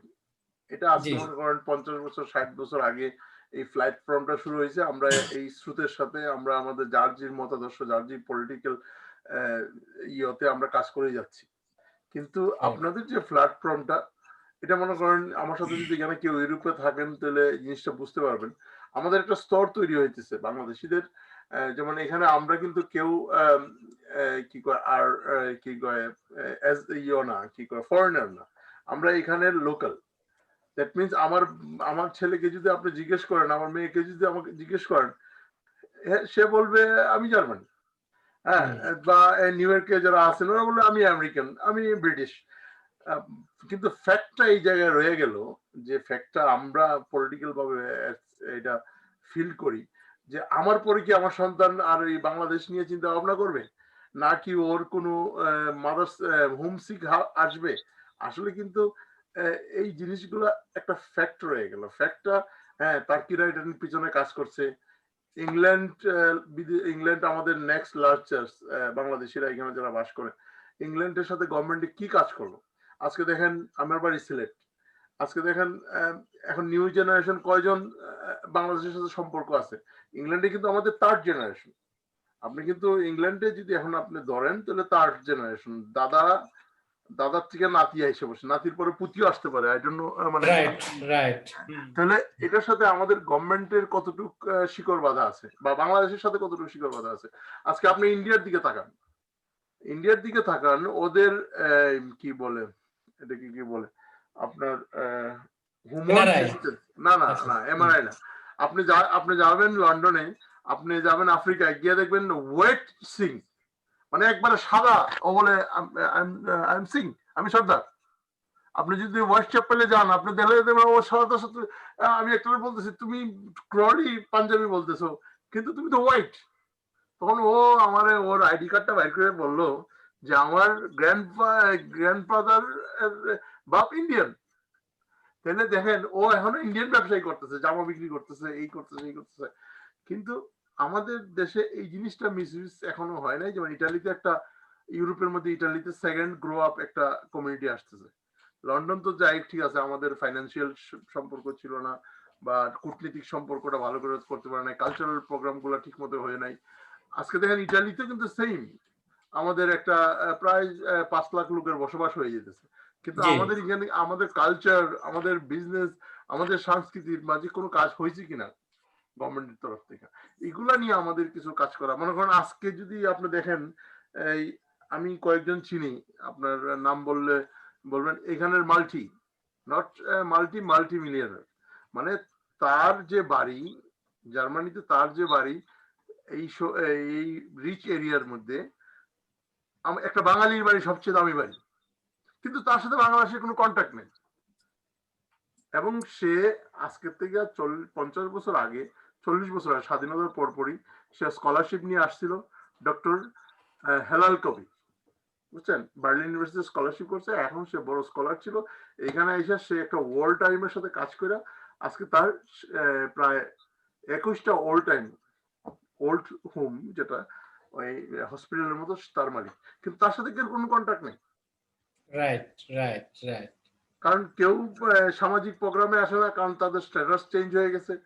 কেউ আপনার মনে করেন যে আপনার পলিটিক্যাল প্রোগ্রামে আসে না, সে ভিন্নদর্শী বা এই ধরনের। কিন্তু সে আজকে বাংলাদেশের সমাজ থেকে আউট হয়ে গেল, মানে বাঙালি হিসাবে আউট হয়ে গেল। এইগুলোর পিছনে আমাদের মেইনলি হইল গিয়া যে আপনাদের এটার মধ্যে দিয়ে সবাইকে আনা সম্ভব, যে ভাই ওটাই এই জন্য আমার এটার প্রতি একটু ইন্টারেস্ট। আপনি বিগ বিজনেসম্যান, আপনি আসেন বিগ বিজনেসম্যান হিসেবে, আমরা তো ইনভেস্টমেন্ট নিয়ে কথা বলছি। আপনি ছোট ব্যবসায়ী, আপনি আসেন ছোট ব্যবসা নিয়েও কথা বলেন। এটা একটা প্ল্যাটফর্ম যেটা হইলো গিয়া রাইট আমি জিনিসটাকে এই জন্য এবং আব্বাস ভাই আপনার সাথে যুক্ত করি, যারা এই সমস্ত বড় বড় পজিশনে আছে বাংলাদেশি অরিজিন, তাদেরকে আমরা একটু অনার করতে চাই।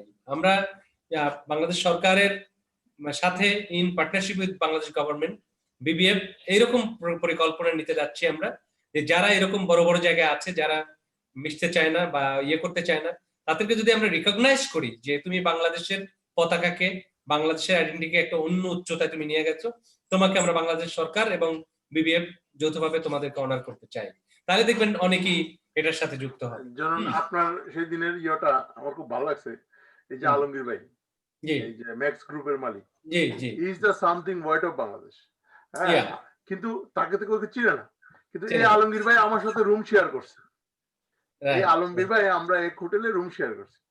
তা এখন আপনাদের যখন দেখছি যে সে আসছে, তখন আমার কাছে এটা প্রাউড হয়েছে যে হ্যাঁ, এইসব লোকরা যে আপনি টাইনে আনতে পারছেন। কারণ আজকে ওয়ান অফ দেম ম্যাক্স গ্রুপের মালিক আলমগীরের নাম শুনছি, কেউ আলমগীরকে দেখে নাই। আমাকে ঢাকা থেকে অনেকে ফোন করে, ভাই ওর নাম্বারটা দেন না। আমি বললাম যে কেন? কাজে ভাই উনি এখানে একটা ব্রিজ করতেছে, আমি এই করবো সেই করবো। পলিটিশিয়ান তাই বলে ঠিক আছে, আমার কথা বললেন। এই সমস্ত লোকদেরকে এই প্ল্যাটফর্মে টাইনে আনা সম্ভব। আর ওদের থেকে আমার মনে করেন দেশের জন্য যে খারাপ হবে এটা না, দেশের জন্য ভালোই হবে। আর সেকেন্ড থিং যে মাহতাব ভাই আসছে, আমাদের মাহতাব ভাই, আমাদের যে আল হারামাইন মাহতাব ভাই তো আমি ঠিক মতো চিনি না, কিন্তু মানে মাহতাব হি ইজ অলসো না, ওনার সম্বন্ধে আমি জানি উনি আতর বানায়, আতর পারফিউম উনি বানায়, এটা আমি জানি। রোলস রয়নিয়া দুবাইতে চলাফেরা করে, আমি জানি। আমাদের সাথে ইকবাল ভাইও আছে, আমাদের ইকবাল আহমেদ অবি, আপনি শুনে থাকবেন যে ইকবাল বাহার, কি কয় ইউর মালিক, কি কয় আপনার ওই যে চিনি আমি ফিশারি, ইউর মালিক চিনি। কিন্তু এইটাই মানে এখানে যে আমরা আইসা আমাদের দলীয় প্ল্যাটফর্ম না, আমাদের একটা ব্যবসায়িক প্ল্যাটফর্ম, আর এটার জন্যই সবচেয়ে বেশি আমাদের এই যেমন মনে করেন শিল্পী আপা আসলেন, উনি মিউজিশিয়ান, উনিও কিন্তু বিজনেসম্যান, বুঝছেন? উনিও কিন্তু বিজনেসম্যান। কারণ আজকে যদি উনি এই যেমন আমরা বঙ্গবন্ধু শতবার্ষিকী করতেছিলাম, বুঝছেন, আমরা প্রায় বাংলাদেশ থেকে 8 জন শিল্পী আমরা রেডি করে ভিসা টিসা করছি, আশিক সব। হ্যাঁ, কিন্তু ওই যে যদি মনে করেন তখন খুঁজতে হয়েছে, 5 জনের ফটো নিতে হয়েছে, ভাই ফোন করে অমুকের কাছে পাঠাও, এইখানে তো আসলে পরে মাসুদ ভাই আমরা শিল্পী আনবো। কারণ তখন আমার যে একটা মনে করেন হ্যারিসমেন্ট বা 5 জনের ফোন করা বা ভিসা অর্গানাইজ এমবাসিতে পাঠানো, বা আপনার এটার জন্য এই জিনিসটা, বুঝছেন, যারা এইখানে মেম্বার হবেন, যারা এইখানে মেম্বার হবেন বা বিভিন্ন ইয়াং জেনারেশন বা বিভিন্ন দেশ থেকে, আমরা মনে করি আমরা আপনাদেরকে ব্যবসা দিতে পারবো না বা আপনাদেরকে আমরা কোনো কিছু করতে পারবো না, কিন্তু আজকে যদি আপনি একটা সমস্যায় পড়েন, তাহলে $1 মিলিয়ন কনসালটেন্সি আমাদের কাছে নিতে পারবেন, যে কনসালটেন্সি তো মনে করেন $1 মিলিয়ন দেওয়া হয়। এই প্ল্যাটফর্মে যারা মেম্বারশিপ হবেন, আমাদের মেইন থিওরি থাকবে যে উই আর বিজনেসম্যান, আমরা একে অন্যের সাথে ব্যবসা করি না করি, হোক না হোক, এটা স্বাভাবিক, দেশের সাথে হোক না হোক, কানেক্টিভিটি এবং কনসালটেন্সি। আপনারা যখন কোন রকমের কোনো জানতে চাইবেন, আমাদের কাছে কনসালটেন্সি আমার না থাকলে দেখবেন এই কি কয় রাজীব ভাই বলে দিতেছে, খান ভাই বলে দিতেছে, মাসুদ ভাই আরো 5 জনের ফোন করে বলছে, আপনারা জিজ্ঞেস করেন মাসুদ ভাই কতবার ফোন করি, এই মাসুদ ভাই ওই দেশে আমার এটা দরকার। জি জি, আমাদের সাথে আছে ইংল্যান্ড থেকে রহিমা মিয়াজার জয়েন করছে। I would like good hello আসসালামু আলাইকুম sorry you have to say something. Well, inshallah, I'm looking forward to next year when we can celebrate the 50th year, but also, you know, us together as BBF. I hope inshallah we'll all get to meet, and looking forward inshallah to a better new year, I hope. I'm sorry I'm late. Thank you once again. But still I'm here, and I've always been here with you, my heart and my mind, even if some I was so sweet. Yeah, so inshallah here for everyone. Anyone who needs anything that I can do that's in my power, then inshallah I am at your service. Miss Rahima Mia, you missed a great opportunity because there is a singer. Her name is Shilpi Biswas. She has sung 2 beautiful songs, you know. Yeah, Is it recorded? beautiful. Is it It's recorded? recorded. It's recorded. Okay, Correct, so yeah. inshallah I will not miss it. I will be able to have it at my pleasure. Yeah, Okay, yeah. inshallah. And that is a patriotic song, you know. So I'm sure great. you are a great patriot personality. So I'm sure we'll enjoy together. Oh, inshallah, Thank that'd you. be great, and I will share. Thank you so very much, Miss Mia, for joining even at the last moment. And Mr. Abba Chaudhry, yeah, maybe. আরেকটা জিনিস আপনাকে নিয়ে আমি বলতে চাই, কারণ আমরা একটা প্ল্যাটফর্ম করছি প্রায় 50টা দেশে, বুঝছেন? 50টা দেশের একসাথে আমরা একটা প্ল্যাটফর্ম করছি, এটা পলিটিক্যাল প্ল্যাটফর্ম। কিন্তু এইবার হয়তো আমি থাকবো না, আমি আসতেছি আগামী পরশুদিন বাংলাদেশে। Wow, great, welcome. আগে বিমানে বইসা তারপরে, কারণ এখন কোভিড চেক, এই চেক সেই চেক, তারপরে বসলে পরে আপনার ফোন দেবো। তা আমরা হ্যাপি নিউ ইয়ারটা করতে চাইতেছি, বুঝছেন? ওই যে 50টা দেশের, যেহেতু এটার মধ্যে কোনো বক্তৃতা থাকবে না, শুধু সেলিব্রেটদের নিয়ে। আপনাদের কাছে যারা সেলিব্রেট আছে তারা যদি মনে করেন অনলাইনে শুধু আমাদের, আর আমরা ওই যে ফেরদৌস ভাই আছে বা এখানে যারা আছে, ওই দিন যদি ওরা যদি আমাদের সাথে জয়েন দিতে, তাহলে আমরা একটা পোস্টার করবো, তাহলে 50টা দেশের আমরা একটা সেলিব্রেট করবো। মানে এটার মধ্যে ব্যবসায়ীও না, অল ফরেনার। আর এটা থেকে আমি আপনাকে চিফ গেস্ট হিসাবে ওই দিন রাখবো, বা আপনাদের এখান থেকে যদি খান ভাই 2 জন দিতে পারেন। আপনারা যারা সেলিব্রেট আছে, মানে সেলিব্রেটরা যদি আগে আমাকে কালকে পরশুর ভিতরে নামটা দিয়ে দেন, সেলিব্রেটরা ঢুকবে, কারণ ঢুকতে হবে। কারণ আমরা শুরু করব বাংলাদেশ টাইম 12টায়, বাংলাদেশ টাইম বা গত আগের বারের মতো বাংলাদেশ টাইম 11টা শুরু করব আমরা জাপান থেকে শুরু করব। তারপরে মনে করেন আস্তে আস্তে আমরা ইউরোপের দিকে আসবো। ইউরোপের দিকে আসতে পরে আমরা 12টা বেজে যাবে। এই জন্য আপনাদেরকে আমরা স্পেশালি এটা দাওয়াত করলাম। আর আপনার যারা সেলিব্রেটরা আছে তারা যদি বলে যে 2-1টা গান ওদের অ্যাডভার্টাইজমেন্ট জন্য করবে এই প্যান্ডামিক, ওরা এই যে আমাদের শিল্পী বিশ্বাস আছে, তাকে যুক্ত করে দেব। বিশ্বাস আছে, তারপর ফেরদৌস ভাই আছে, আরো যুক্ত করতে পারবো, আরো যারা আছে। মানে বিদেশিদেরকে একটা এন্টারটেইনমেন্ট দিলেন আপনারা, আপনাদের নিজস্ব একটা অ্যাডভার্টাইজমেন্ট হলো। আপনারা যদি আগে আমাদেরকে জানাই দেন, তাহলে আমরা আপনাদের পোস্টার ইন্ডিয়া করবো। আমরা প্রায় আমাদের মাসুদ ভাই একবার ঢুকছিল, যুবলীগে ঢুকছিল, কিন্তু আমরা যেটা 50টা দেশ নিয়ে করি, এখানে প্রায় 200-250 লোক ঢুকতে পারে এই জুমের ভিতরে।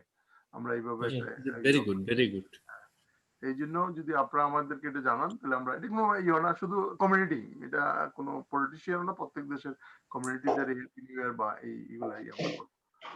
আর সবচেয়ে হলো জিনিসটা যে আজকে সবাই একসাথে থাকাটাই বড় জিনিস। সিচুয়েশনে একসাথে সবাই থাকাটাই বড় জিনিস। ধন্যবাদ আপনাদের সাথে থেকে। Thank you. বেশি কথা বলছি, থ্যাংক ইউ। অনেক ভালো লাগলো, কারণ আমরা তো ফ্যামিলি এবং মন খুলে সবাই কথা বলছি। এবং মাসুদ স্যার শুনতে পাচ্ছেন? হ্যাঁ, আমি কিছু বলতে চাই শিল্পী আপুর উদ্দেশ্যে। সেটা হচ্ছে রিকোয়েস্ট আসলো যে ওনার একটা থিম সং এর কথা।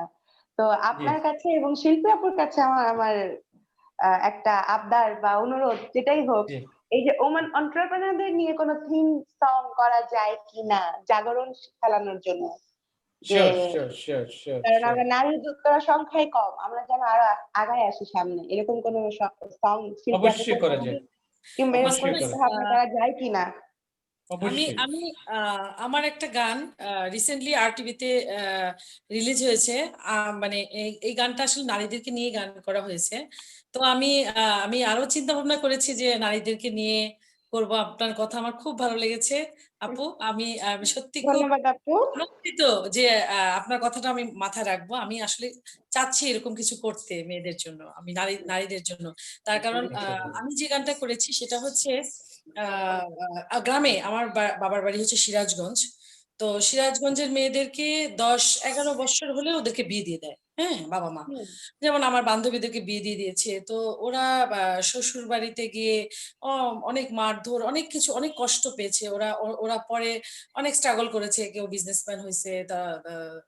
লাস্টে ওদের সংসার টিকে নাই। তো ওদের যখন বাচ্চা-কাচ্চা হইছে তো ওরা বলছে যে, "না, আমাদের মেয়েদেরকে, আমাদের সন্তানদেরকে এস্টাবলিশড করব।" তো ওইভাবে আমি একটা গান লিখেছি। গান আবরার শাহরিয়ার নামে একটা ছেলে ও গানটা করেছে। এটা আরটিভি স্টার অ্যাওয়ার্ডে সাবিলা নূর ডান্স করেছে আমার গানে। সেটা হচ্ছে মা বলে বিয়ে করতে, বাবা বলে শুধু পড়তে। বিয়ে করব না তাড়াতাড়ি, বিয়ে নিয়ে যদি করো বাড়াবাড়ি, আমি যাব শ্বশুর বাড়ি দিয়ে সবাইকে আড়ি। মানে আচ্ছা, ওটা আমাকে একটু যদি গান গেয়ে ফেলেন বিয়ে আপু। দাও আপু তাহলে কয় আমি লাইন একটু আড়ি গেয়ে দিয়ে ফেলেন। চলে যাবো, আর তোমাদের সাথে আমি সম্পর্ক রাখবো না। সো আমি চাই মাসুদ ভাইয়ের মাধ্যমে এই গানটাও আপনাদের কাছে পৌঁছায় দিতে। হ্যাঁ, আহ অবশ্যই, এটা আমিও চাই। আপু, লাভ ইউ আপু, অনেক ভালো লেগেছে। লাভ ইউ টু আপু। আপনি আমার খুব মনের ঠিক কোথায় ঢুকে গেছেন আমি বুঝতে পারছি না। আমি এরকম আসলে It's my চাচ্ছি honor. একজন। Thank you so much. পুরুষরা কখনোই নারীদেরকে বোঝে না, দুঃখ বোঝে না। না, না, ওরা যত কথাই বলুক, পুরুষ শাসিত সমাজ খুব না, ভালো থাক, লেগেছে। আমরা আমি ওদিকে না যাই। একজন পুরুষই তো আমাদেরকে আজকে যুক্ত করেছেন, সেটাও একটু মাথায় রাখি। মাসুদ ভাই, হ্যাঁ, আমি আব্বাস ভাইয়ের উদ্দেশ্যে একটু বলতে চাই 30 সেকেন্ড। বলেন। আব্বাস ভাই ভাইয়ের গালি দিন না ভাই, আন্তরিকভাবে অনেক ভাই গালি দিন না। ধন্যবাদ চাই যে আব্বাস ভাই দেখেন পলিটিক্যাল একটা লুক হয়ে কিভাবে সে সুন্দর করে গুছিয়ে কথা বললো যে মাসুদ ভাই আপনি ইচ্ছা করলে আপনি বিএনপি লুকা নেন, অন্য দলের লুকা নেন, আনে এটার গঠন সুন্দর করে গুছাইয়ে আপনি বাংলাদেশকে প্রমোট করেন বিবিএফ এর মাধ্যমে। ভাই এই যে উদারতাটা, যে আব্বাস ভাইয়ের যে উদারতাটা, এটা কিন্তু সবার কাছে, সব পলিটিক্যাল লোকের কাছে পাওয়াও যায় না। আসলে তাই। আমি ব্যক্তিগতভাবে আসলে আমিও এখানের সভাপতি, আওয়ামী লীগের সভাপতি ইজিপ্টের, এবং আমিও এখানে সবগুলা ছাত্রলীগ থেকে আরম্ভ করে সব বিবিএফ, বঙ্গবন্ধু ফাউন্ডেশন, সবগুলা আমি প্রতিষ্ঠাতা। অ্যাকচুয়ালি আমি এখানে সবগুলো আমিই করছি এখানে। আমি ওনার কাছ থেকে আসলে শিখার আছে যে এই কথাটা আমিও এখানে যা করতেছি ভাই, পলিটিক্যাল ভাবে না। মাসুদ ভাই আপনি জানেন যে পলিটিক্যাল ভাবে না, সমগ্র সবাইকে নিয়ে আমি করতেছি এখানে।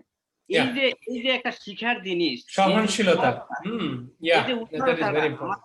আমাদের প্রধানমন্ত্রী যেই উদারতা, এই যে আমাদের যে দেখেন না আব্বাস ভাই যে উদারতাটা এই প্ল্যাটফর্মের মধ্যে আইসা বললো, এই যে মন মানসিকতা, আমি আসলে আন্তরিক ভাবে আসলে শ্রদ্ধা জানাই ইয়াকে, আব্বাস ভাইকে। আব্বাস ভাই আমি জানি শুনতেছে কিনা, শুনতেছেন মনে হয়? অসংখ্য ধন্যবাদ। এই স্যাক্রিফাইসটা আসলে, এই স্যাক্রিফাইসটা অনেকের পক্ষে থাকে না। আমরা পলিটিক্যাল লোকদের অনেকের থাকে না, কিন্তু এটা সত্যিকার অর্থে থাকে না। যে কেন থাকবে, আমরা তো আছি ভাই, আমরা করবো। অন্যরা যেমন না ঢুকে অন্য দলের তারা এসে, কিন্তু ঘটনাটা হলো এটা না, আপনাকে এই সংস্কৃতির থেকে আপনাকে বেরিয়ে আসতে হবে। কারণ আপনি চাইতেছেন এই কি কয় ফাইটার বিমান কিনবেন, আর ঘরে আইসা আপনি ওই কি কয় লাগাবাড়ির লোকের সাথে গাদ ডাকাটা কি করবেন, গরুর বড় মারধর করবেন। এই সংস্কৃতি থেকে তো আপনাদের বেরিয়ে আসতে হবে। এই সংস্কৃতি থেকে বেরিয়ে না আসলে আপনার এই দেশ, আজকে দেখেন, আপনি গতকালকে দেখছেন কিনা জানি না, আমি পত্রিকা দেখলাম যে ইসুফ ভাই, যে আপনার কি কয় জনপ্রশাসন সচিব, ওনাকে আমি ভালো ব্যক্তিগত ফ্যামিলিগত ভাবে চিনি। উনি যে সত্যি কথাটা মানুষের সামনে বললো যে ইট ইজ গ্রেট, যে আমার টিওনরা আমার কথা শুনে না, টিওনরা গেলেই এই নব্য জমিদার হয়ে যায়। আপনাদেরকে সবাইকেই এখন এই প্ল্যাটফর্ম থেকে এসে বাস্তবতাটা বলতে হবে, বুঝছেন? নাইলে আপনি এটা হয়তো ফ্র্যাঙ্কেনস্টাইন করতে পারেন, আপনি কি কয় তাহলে মেক্সিকো বানাইতে পারেন, যে আপনি আপনার এরিয়াতে আছেন, উই আর দ্য ডন। কিন্তু আমরা তো মেক্সিকো চাই না, আমরা তো বাংলাদেশ চাই। বাংলাদেশ চাই আপনার, এবং সুশৃঙ্খল, সুন্দর, শ্রেষ্ঠ শ্যামলা বাংলাদেশ চাই। এই জন্য মনে করেন মাসুদ ভাইদের মতো লোক এখনো বাংলাদেশে টিকে আছে, আমরা তো টিকতে পারিনি। 90-তে যখন বিএনপি আসলো, আমার নামে 21টা কেস। তখন 21টা কেস নিয়ে আমার বাবা ছিল তখনকার চেয়ারম্যান। উনি মরা এক পর্যন্ত চেয়ারম্যান ছিল। আমার বাবা বললো যে আরে মানুষের থেকে তো পুলিশ তোর বাসায় আমার বাসায় বেশি আসে। তাই আমি বললাম তুই একটা কাজই করি, ওই তখন জার্মানিতে আসলাম, ইংল্যান্ডে ছিলাম কিছুদিন, তারপর জার্মানিতে আসলাম। কিন্তু ভাগ্যে কে কোথায় নিয়ে যায় কেউ বলতে পারে না, কিন্তু তারপরও আমাদের যে মাতৃভূমি এটাই আমাদের জন্য সবচেয়ে কি বলে সবচেয়ে আদরের, তাই ভালোবাসার। এই জন্য আমরা আসলে আজকে বিদেশ যেভাবেই থাকুক, মনে করেন আমি মনে করি না আমার থেকে সুখে কেউ আছে জার্মানিতে, কারণ বাচ্চা কাচ্চা নিয়ে বাড়ি গাড়ি নিয়ে সবই ঠিক আছে, কিন্তু তারপরেও কিন্তু যখন 5 মিনিটের জন্য তন্দ্রায় যায় তখন কিন্তু এই জ্ঞান ধারণাটা কিন্তু তখন ঢাকায় চলে যায় বা গ্রামেই চলে যায় বা মাসুদ ভাইয়ের মতো লোকদের কাছে চলে যায়। তো এইটা যে একটা মানুষের একটা মেন্টাল কি বলে স্যাটিসফাইড, যেটা বলে মানুষের স্যাটিসফাইড, কিন্তু আমাদের বিদেশিতে আমাদের নাই।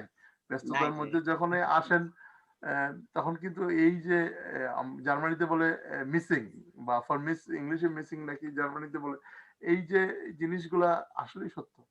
তাই আসুন আমরা মাসুদ ভাইদের সাহায্য নিয়ে সুন্দর বাংলাদেশ করি। মাসুদ ভাই আমাদেরকে প্রমোট করবে, আর আমরা মাসুদ ভাইদের সবাইকে প্রমোট করব আমাদের ইনশাআল্লাহ। আপনারা তো ইয়াং আসছেন বা মানে সবাই তো বিভিন্ন দেশে আছেন এবং খুবই অল্প বয়সে আছেন, এখন আপনাদের তো আগামী দিন আরো রয়ে গেছে। আমাদের থেকে বাংলাদেশ চেঞ্জ হবে, আর নিউ জেনারেশন তো করবেই ইনশাআল্লাহ। এই জন্য আমাদের এই সংস্কৃতি বাইরে যেতে হবে এবং ইনশাআল্লাহ দেখবেন আমাদের দেশ অনেক আগে। এখনো অনেক লোক আইসা বলে, কারণ যারা তো আমরা তো যাই মনে করেন এখন প্যান্ডামিক দেখা হয়তো 10 মাস হয়ে গেছে, নাহলে তো মনে করেন মাসের 6 সপ্তাহ পরপরই বাংলাদেশ যায়। আমাদের কাছে ওই চেঞ্জটা কোনোদিন দেখি নাই, কিন্তু যারা মনে করেন 2-3 বছর পরে আসে, যারা মনে করেন বিভিন্ন বা 5 বছর পরে আসে, তারা কিন্তু আইসা বলে আরে বাংলাদেশ কি হয়ে গেছে, বুঝছেন? তাইলে আমাদের চেঞ্জটা তারাই ধরতে পারে, এই জন্য আমরা ধরতে পারি। আসলেই তাই, আসলেই তাই। বাংলাদেশ এগিয়ে যাচ্ছে, এর নিঃসন্দেহে বাংলাদেশ এগিয়ে যাচ্ছে তরতর করে। এবং আপনারা যারা বাংলাদেশকে সবসময় ধারণ করেন, বিদেশের মাটিতে থাকলেও আপনারা সবসময় বাংলাদেশকে লালন করেন, ধারণ করেন, ভালোবাসেন বলেই আমাদের এই বিবিএফ গ্লোবাল কাজ করতে পারছে, নাহলে কিন্তু কাজ করতে পারতো না। তো আব্বাস ভাই, আমরা অনেক শেষে চলে আসছি, আমরা অনেকক্ষণ অনেকে কাজের সাথে যুক্ত আছে, অনেকে খুব ব্যস্ততা আছে, তারপরও আপনি এত সুন্দর করে সাবলীল ভাবে আপনার মনের মাধুরী মিশিয়ে যে কথাগুলো বলেছেন, সবাই সেটা এনজয় করেছে, উপভোগ করেছে, তাদেরকে ধন্যবাদ জানাই। আমি এখন শেষ পর্যায়ে চলে আসছি, আমি আর আপনাদেরকে আটকাবো না। প্রায় 2 ঘন্টা, আমরা 2 ঘন্টার নিচে কখনোই কোনো মানে টক শো আমরা শেষ করতে পারি না। আমাদের অনুষ্ঠানও প্রায় 2 ঘন্টা হয়ে গেল, 8:55 বাজে এখানে, প্রায় 2 ঘন্টা। তো আমি ধন্যবাদ জানাই mister Rafiq Khan from new York, তিনি যুক্ত আছেন। জানেন যে মাত্র তার ওখানে সময় 8টা, সকাল 8টা থেকে তিনি এখন 10টা পর্যন্ত এখানে যুক্ত আছেন। মিস্টার দিলওয়ার খানও ঠিক সমানভাবে 8টা থেকে 10টা পর্যন্ত এখানে যুক্ত আছেন। আরিফুল ইসলাম বস্টন থেকে, সে ওখানে যুক্ত আছেন। আমাদের আব্বাস ভাই, আব্বাস চৌধুরী এখানে যুক্ত আছেন। রহিমা মিয়া ইউকে থেকে, তিনি যুক্ত হয়েছেন। সাইদুল হক সুমন, তিনি ওখান থেকে যুক্ত হয়েছেন, ইজিপ্ট থেকে। তারপরে বাংলাদেশ থেকে শিল্পী বিশ্বাস এবং আমাদের মাহেরা আফরোজ, ওমেন এন্টারপ্রেনিউর, সকলে যুক্ত হয়েছেন। এবং আমাদের একটু আগে প্রধান অতিথি মানে মন্ত্রী, তিনি বিদায় নিয়েছেন তার একটি অত্যন্ত গুরুত্বপূর্ণ কাজ থাকার জন্য। তো যারা আপনারা যুক্ত হয়েছেন আমাদের বিবিএফ গ্লোবালের পক্ষ থেকে ধন্যবাদ, কৃতজ্ঞতা, ভালোবাসা জানাই। শুধু বলি ভালোবাসি নিরন্তর, এবং সবাই একসাথে মিলে আমরা এই নতুন বাংলাদেশ, আমরা একটি আধুনিক বাংলাদেশের রূপকার হব মাননীয় প্রধানমন্ত্রীর সাথে সাথে। কারণ তিনি তো একা কাজ করতে পারবেন, আমাদের সকলে মন প্রাণ উজাড় করে বাংলাদেশকে ভালোবাসতে হবে। এবং বাংলাদেশকে ভালোবাসা মানেই হলো আমরা এখানে যারা আপনারা উপস্থিত হয়েছেন বিভিন্ন দেশ থেকে, বিভিন্ন টাইম জোনে কিন্তু এখানে আছেন, এবং প্রত্যেকে অত্যন্ত ব্যস্ত আমি জানি। কারণ আপনারা যারা বিদেশে থাকেন, প্রত্যেকটা পয়সা হার্ড আর্নিং মানি। আপনারা কিন্তু অমুক আমার খালাতো ভাই, অমুক আমার ফুফাতো ভাই, তার মাধ্যমে এটা পাবো, এটা বাংলাদেশে হয়তো সম্ভব, কিন্তু বিদেশে কিন্তু সম্ভব না। প্রত্যেকটি পয়সা আপনারা অত্যন্ত কষ্ট করে আপনি ইনকাম করেন। সেই ব্যস্ততা থাকা সত্ত্বেও আপনারা যুক্ত হয়েছেন বিবিএফ গ্লোবালের পক্ষ থেকে। আরেকবার কৃতজ্ঞতা, ভালোবাসা, শ্রদ্ধা জানাই। ভালো থাকুন নিরন্তর, সুস্থ থাকুন, সুন্দর থাকুন। Thank you so much.